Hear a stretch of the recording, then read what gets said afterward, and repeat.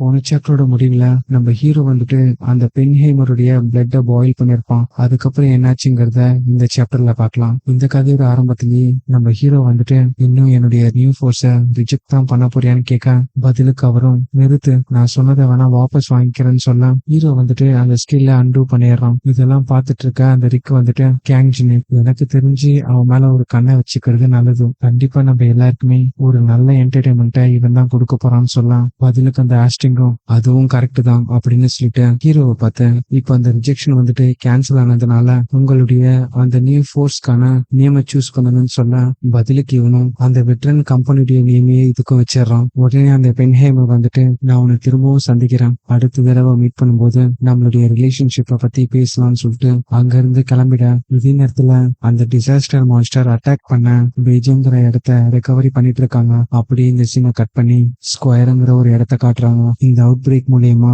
இறந்து போனவங்களுக்கான நினைவிடமா இந்த இடத்த வச்சிருக்காங்க. அந்த இடத்துக்கு வந்த ரிப்போர்ட்டர் வந்துட்டு மிஸ் ஜியோட்டி, ஜாங்குவா கில்டுடைய கில்டு மாஸ்டர் நான்கோன்டியான் எங்கன்னு கேட்க, இதுக்கப்புறத்துல இருந்து ஜாங்குவா கில்டு என்ன பண்ண போறீங்கன்னு கேட்க, பதிலுக்கு அவளும் இந்த ஜாங்குவா கில்டு தான் சைனாலேயே மிகப்பெரிய கில்டு. இந்த மாதிரியான ஒரு சுச்சுவேஷன்ல கில்டு மாஸ்டரும் இல்ல, ஹையர் ரோல்ல இருக்கவங்களும் இல்ல. உடனே அந்த ஜியோட்டிங் வந்துட்டு இப்ப நடந்த அந்த ரீசெண்ட் அவுட் பிரேக்ல எங்க எல்லாரையும் சேவ் பண்ணது ஜாங்குவா கில்டும் இல்ல, கவர்மெண்ட்டும் இல்ல.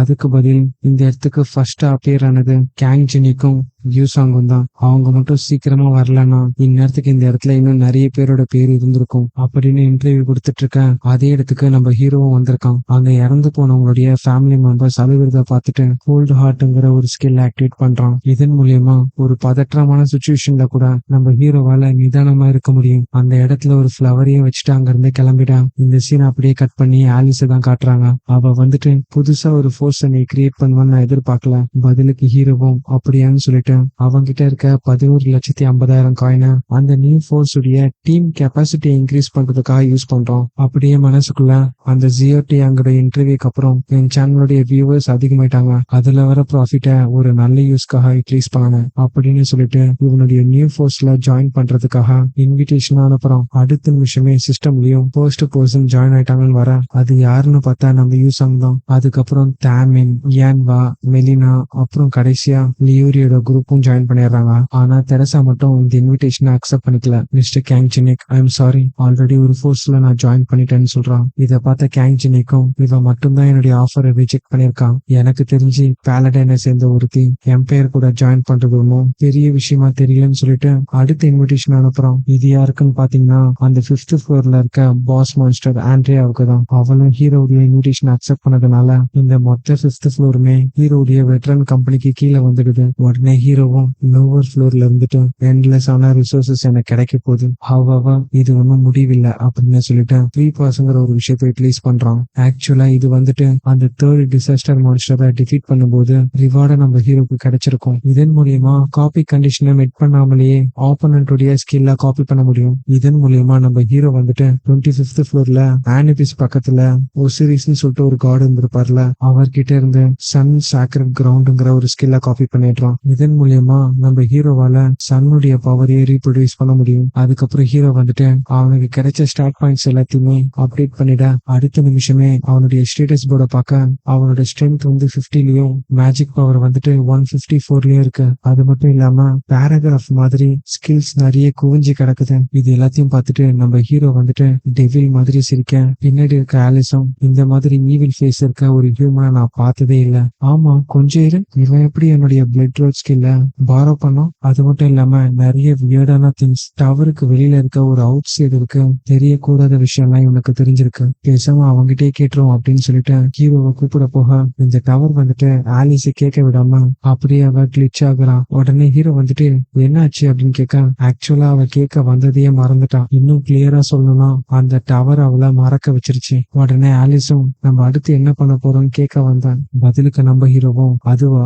நம்ம 8th ஃப்ளோருக்கு போக போறோம்னு போலான்னு சொல்ல, ஆனா அதுக்கு முன்னாடி ஒரு சில விஷயங்களை நான் முடிக்க வேண்டியது இருக்குன்னு சொல்லிட்டு அந்த ஹாஸ்டிங் இருக்க இடத்துக்கு போறோம். அங்க அவரை பார்த்துட்டு இந்த லெட்டரை வந்துட்டு முரும்ல இருக்க யாங் கிட்ட கொடுத்துருங்க, அதுதான் என்னுடைய செகண்ட் ரிக்வெஸ்ட்னு சொல்றோம். பதிலுக்கு அவரும் இது ஒன்றும் டிஃபிகல்ட்டான விஷயம் இல்ல, ஆனா இந்த லெட்டர்ல என்ன இருக்குன்னு கேட்க பதிலுக்கு அவனும் இது ஒரு டீல் லெட்டர்னு சொல்றான். இதே நேரத்துல 5th ஃப்ளோர்ல இருக்கக்கூடிய ஸ்டாலட்டிக் கேவ்ங்கிற ஒரு இடத்துல நம்ம ஹீரோ வெயிட் பண்ணிட்டு இருக்கோம். அங்க யாரையோ பார்த்துட்டு ஒரு வழியா இந்த இடத்துக்கு வந்துட்ட போல அப்படிங்கிறப்போ அந்த இடத்துக்கு வந்திருக்கிறது மொரிமோட அஃபிலியேட் ஆயிருக்க பிளாக் வின் சொசைட்டியோட லீடர் யாங் தான். உடனே ஹீரோ வந்துட்டு கையில ஒரு புக்கை காட்டி நம்ம ட்ரேட் பண்ண ஸ்டார்ட் பண்ணலாமான்னு கேட்க அடுத்த நிமிஷமே ஐஎஃப் க்ளூட்டனே ஆக்டிவேட் பண்றான். இதோட இந்த சாப்டர் இங்க முடியுது. இந்த சாப்டரோட ஆரம்பத்திலேயே நம்ம ஹீரோ வந்துட்டு இந்த டவர் ஆஃப் ட்ரையல்ஸ்ல மிடில் ஃப்ளோர்ல இருக்கக்கூடிய ஒரு மெயின் ஃபோர்ஸ் தான் முரிம். மார்ஷியல் ஆர்ட்ஸ மாஸ்டர் பண்றவங்க இருக்கக்கூடிய ஒரு இடம். அங்க இருக்கிறதுலயே ரொம்ப ஸ்ட்ராங்கான ஒருத்தர்னா அது ஹெவன்லி டீமன் தான் சொல்லுவாங்க. அவனுக்காக ஒர்க் பண்ற அந்த ஆர்கனைசேஷனை தான் ஹெவன்லி டீமன் கல்ட்னு சொல்லுவாங்க.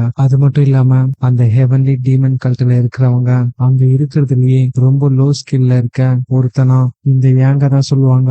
அந்த ஹை ஃப்ளோர் மேனேஜர் வந்துட்டு முரிம்ல இருக்கிறவங்களுடைய காயின்ஸை வாங்கிட்டதுனால இவன் சக்சஸ் ஆகணுங்கிற அந்த தாட் பீக்ல இருக்கும். இதே நேரத்துல அந்த யாங் வந்துட்டு உனக்கு என்கிட்ட இருந்து என்ன வேணும் அப்படின்னு கேட்க இவனுடைய லெவல் 65லயும் இன்டர்னல் எனர்ஜி 58லயும் இதை தவிர்த்து சில ஸ்கில்ஸ் வச்சிருக்கான். இவனுக்கான காப்பி கண்டிஷன் என்னன்னு பாத்தீங்கன்னா நம்ம ஹீரோ சொன்ன மாதிரி இந்த யாங் வந்துட்டு இப்ப கரண்டா எப்படியாச்சும் சக்சஸ் ஆயிடணுங்கிற ஒரு தாட்ல இருக்கான். நம்ம ஹீரோ வந்துட்டு இவனுக்கு கொஞ்சம் நம்பிக்கை கொடுத்தாலே போதும் இவனுடைய ஸ்கில்ல காப்பி பண்ண முடியும். உடனே நம்ம ஹீரோ வந்துட்டு அவன் கையில இருக்க புக்கை இவன்கிட்ட தூக்கி போட நான் கேட்காமலே இந்த மாதிரியான ஒரு விஷயத்த எனக்கு கொடுக்குறேன், இதுக்கான மீனிங் என்னன்னு கேட்க பதிலுக்கு நம்ம ஹீரோவும் இதை எடுத்துக்கோ, எனக்கு தேவையானது எனக்கு கிடைச்சிருச்சு அப்படிங்கிறப்போ அந்த யாங் வந்துட்டு மனசுக்குள்ள இவன் என்ன நினைச்சிட்டு இருக்கான், உன் கேஸ் ஏதாச்சும் தப்பா போனா கூட எனக்கு சப்போர்ட்டா பிளாக் விங் சொசைட்டியோட எலைட்ஸ் கூடவே இருக்காங்க. உண்மையிலேயே இது வந்து ஸ்வாட் மாஸ்டருடைய சீக்ரெட் ஸ்வாட்மேன்ஷிப்பா இருந்துச்சுன்னா இது வந்துட்டு எனக்கு ரொம்ப பெரிய ஹெல்ப்பா இருக்கும் என்னுடைய சக்சஸ் அடையறதுக்கு.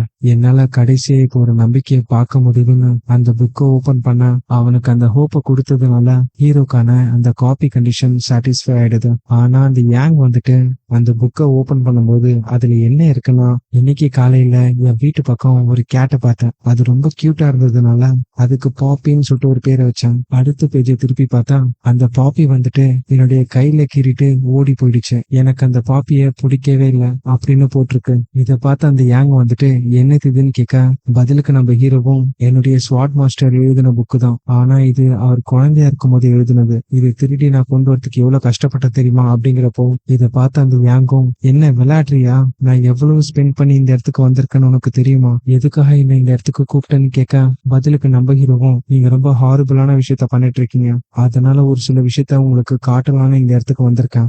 நான் த டிராகன் ஆஃப் ஹெவன்லி அத்தாரிட்டி, அதாவது டார்க் எம்பரருடைய ஸ்டூடெண்ட்ங்கிறத உங்களுக்கு காட்டலான்னு வந்திருக்கேன். இதை கேட்டு அவனுமே ரொம்ப ஷாக் ஆயிடுறான். அதாவது அந்த டார்க் எம்பரருங்கிறது வேற யாரும் இல்ல, ஹெவன்லி டீமனுடைய ரைட் ஹேண்ட். அந்த மாதிரியான ஒரு பெரிய ஆளுடைய நேம் எப்படி ஒரு அவுட் சைடர் வாயில இருந்து வரலாம் அப்படின்னு நினைச்சிட்டேன். அவனுக்கு பின்னாடி இருக்கவங்க கிட்ட நீங்க யாரும் இதுல தலையிடாதுங்க, உனக்கு எவ்வளவு தைரியம் இருந்துச்சுன்னா நான் சர்வ் பண்ற ஒருத்தருடைய நேம நீ யூஸ் பண்ணிருப்ப, உன்னுடைய வாய நானே அடைக்கிறேன் அப்படின்னு சொல்லிட்டு அவனை அட்டாக் பண்ண வர பதிலுக்கு நம்ம ஹீரோவும் இதைதான் நான் எதிர்பார்த்தேன் அப்படின்னு நினைக்கிறப்பவே அந்த யாங் வந்துட்டு ஹீரோ பின்னாடி போயிட்டு டார்க் ஹெவன் ஆர்ட்ங்கிற ஒரு ஸ்கில் யூஸ் பண்ணி நம்ம ஹீரோவை அட்டாக் பண்ண வர பதிலுக்கு ஹீரோவும் ஈஸியாவே அவனுடைய கையை பிடிச்சிடுறான். இதை பார்த்து அந்த யாங்கும் இம்பாசிபிள், எப்படி என்னுடைய டார்க் ஹெவன் ஆர்ட்டை இவ்வளவு ஈஸியா பிளாக் பண்ண அப்படிங்கிறப்போ ஹீரோ வந்துட்டு அவனை ஈஸியா தூக்கி வீசிடுறான். இதை பார்த்த மத்த எலைட்டும் லீடர்னு கத்த ஆக்சுவலா நம்ம ஹீரோ இவன் கிட்ட காப்பி பண்ண அந்த ஸ்கில்லும் டார்க் ஹெவன் ஆர்ட் தான். அதோட இந்த கிரேவ் ஆஃப் ஸ்வாடையும் கம்பைன் பண்ணிட்டு நான் எப்போ ஒரு ஸ்கில்ல காப்பி பண்ணி அதை வேற ஒரு ஸ்கில்லோட கம்பைன் பண்ணும்போதும் எனக்கு எப்பவுமே பெட்டர் வெர்ஷன் தான் கிடைக்கும். இப்போ நம்ம ஹீரோ கிரியேட் பண்ணிருக்கிறது dark heavenly demon emperor heart. இதை பார்த்த யாங் வந்துட்டு இது டார்க் எம்பரர் யூஸ் பண்ற ஒரு டெக்னிக் அப்படிங்கிறப்போ ஹீரோ வந்துட்டு டார்க் ஸ்மாஷிங் ஃபிஸ்ட்ங்கிற ஒரு பஞ்சை வைக்கிறான். ஆக்சுவலா இந்த அட்டாக் வந்துட்டு நம்ம யாங் மேல படாம அவனுக்கு பக்கத்துல பஞ்ச் பண்ணி அங்க இருக்க ஒரு மலையுடைய பகுதியே காணாம போயிடுது. உடனே ஹீரோ வந்துட்டு, என்ன இப்ப வச்சு என்ன நம்புறியா, நான் தான் டார்க் எம்பரருடைய ஸ்டூடெண்ட்னு. அப்படிங்கிறப்போ அந்த யாங் வந்துட்டு, அது உண்மைதான், ஒரு தடவை டார்க் எம்பரர் வந்துட்டு இந்த டவருக்கு வெளியில இருக்க டேலண்டான பர்சனை ரெக்ரூட் பண்றதா சொல்லியிருந்தாரு. அப்படின்னா அவர் ஆல்ரெடி ஒருத்தரை சூஸ் பண்ணிட்டாரா அப்படின்னு நினைச்சிட்டு ஹீரோடைய காலில் விழுந்துடுறான். டார்க் எம்பரருடைய ஸ்டூடெண்ட்டை நாங்க கிரீட் பண்றோம் அப்படின்னு சொல்ல, இதை பார்த்த பின்னாடி இருந்த எலைட்ஸும் மண்டி போட்டு கிரீட் பண்றாங்க. இதே நேரத்துல அந்த யாங் வந்துட்டு, ஃபைனலி எனக்கு பெட்டர் லைஃப் கிடைக்கிறதுக்கான சான்ஸ் கிடைச்சிருக்கு அப்படின்னு நினைக்கிறப்போ நம்ம ஹீரோ வந்துட்டு சிரிச்சுக்கிட்டே, இந்த மார்ஷியல் ஆர்ட்ஸ் உடைய மாஸ்டர் நேம சொன்னாலே முரிமில இருக்க நிறைய பேர் கன்வென்ஸ் ஆயிடுறாங்க.